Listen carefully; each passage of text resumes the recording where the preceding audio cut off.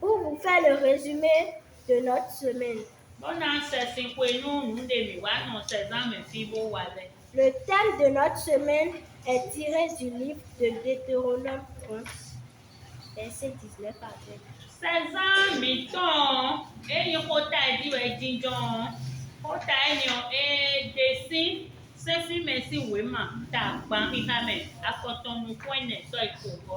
Qui dit ceci?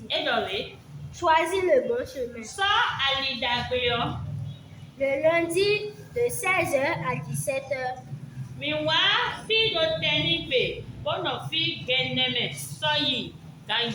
Après la prière d'ouverture, nous avons reçu un enseignement tiré du livre de Deutéronome 30, verset 19 à 20.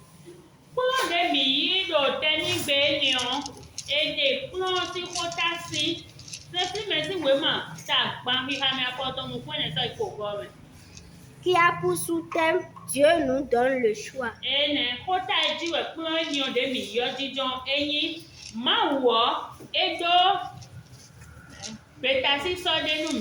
Et là, nous avons compris que nous devons choisir le bon chemin.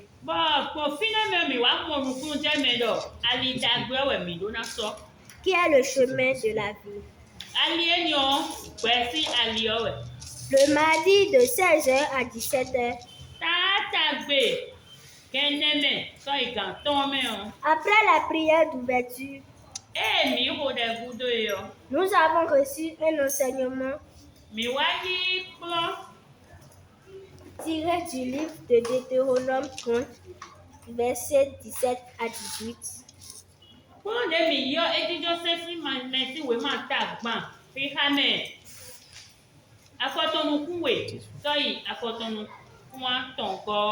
Qui a pour sous-thème les deux chemins.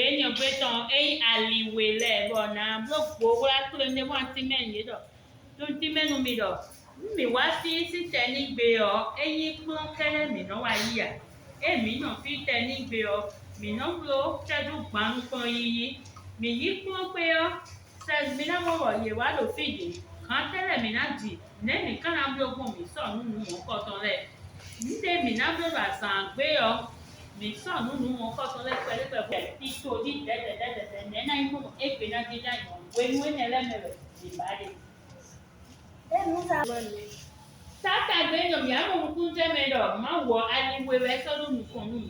le premier chemin qui est le chemin du bien et de la vie.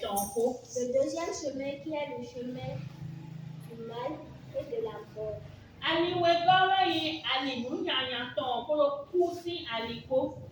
Et Dieu nous dit en même temps dans ce passage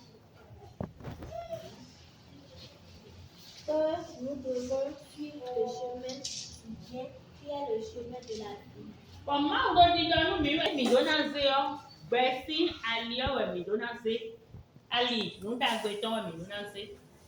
Le mercredi, après la prière d'ouverture,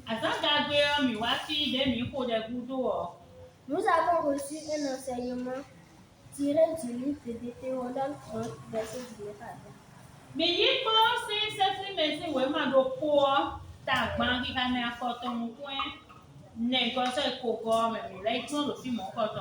Et nous avons eu pour sous-thème choisir l'obéissance.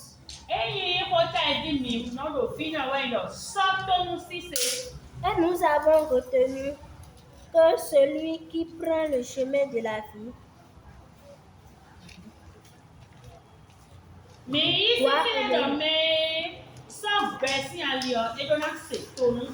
doit écouter sa parole,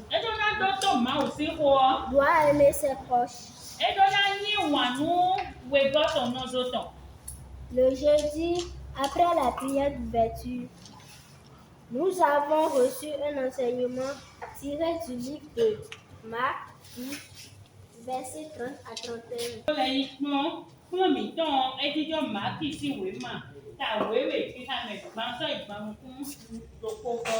Et nous avons eu pour sous-thème choisir l'amour de Dieu et de ton prochain. Kota ede fifi na wayin so wanyiyi ma uton kodo wanyinu no to epo. Et nous avons compris que nous devons aimer nos proches comme nous-mêmes. Mi wa mo to je medo mi do na ni wanu no so mi ton la di mi de suno do. Le vendredi après la prière d'ouverture, nous avons reçu un enseignement tiré du livre de Deutéronome 30, verset 20. Akoso zangbe mi wa fi mi le ayi kuno we. Bo yi kuno ti se fi mewe ma do ko me je mi no. Donc ki ha me do ko me je mi le jijo. Dont le sous-thème est choisir la bénédiction plutôt que la malédiction. Kota we no ma so eyi muto si aliowo so to na si alio. La conclusion que nous avons tirée de cet enseignement est que la bénédiction de Dieu ne finit pas.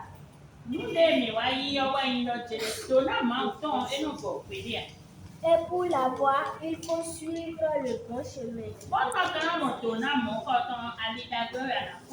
En suivant les instructions de Dieu.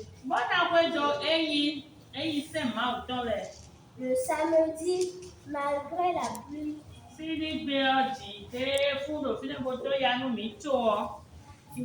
du matin, nous sommes afin qu'elle soit belle. Oh, so yeah, mo wa ibo isiri gbe o mi wa ti bo anu ti. Se san se gbadanu. Etewe mi ta wa mi sonu nu pe mi ton bo nu pe mi ton na si ku bibi logo jinja yi. De mo kun abi de. Aujourd'hui, chers parents, Egbe ti on me di to tele mi. Nous voici tout heureux. Mi bien wa lo mu kon mi to mo ko me lo mi nwe. Avec l'aide du Seigneur qui nous a donné la santé et la force possible malgré nos caprices. Mawu kpodo aloko mawu ton mawu na mi ku kon na mi la mesi e o kpodo aloko ton ko mi do tasisi mi ton le me cho eyan ti donu mi ya.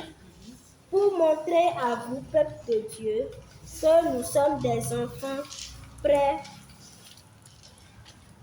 pour servir le Seignor. Mi wa do nu kon mi ton zaza ni bo lo ko me hu me bo di de sele mi we do tele mi do kwesti some bona se akuno Je passe par ici pour saluer tous nos invités.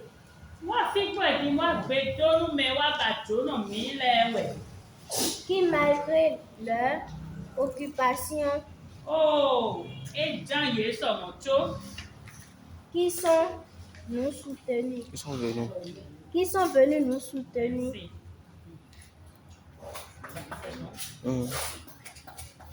Wa fi bo wa do pẹ̀lú jona mi ton le e do ti to me ye ton le teme to ye jodo bo wa do mi fen so re santi. Que le Seigneur vous bénisse abondamment. Akuno ni donu mi lo ko flame. Je salue aussi nos Akuno ni donu mi lo ko flame. Amen. Je salue aussi nos moniteurs.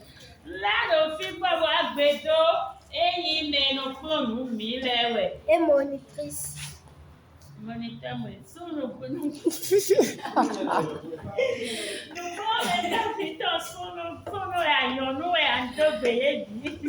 Qui sont restés derrière nous à nous guider tout au long de la semaine.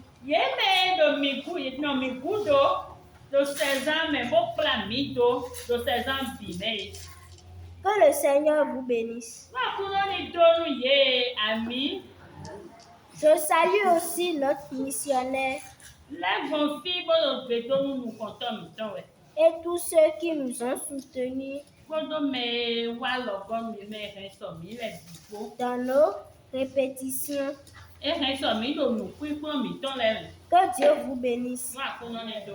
Bonne fête des enfants à nous.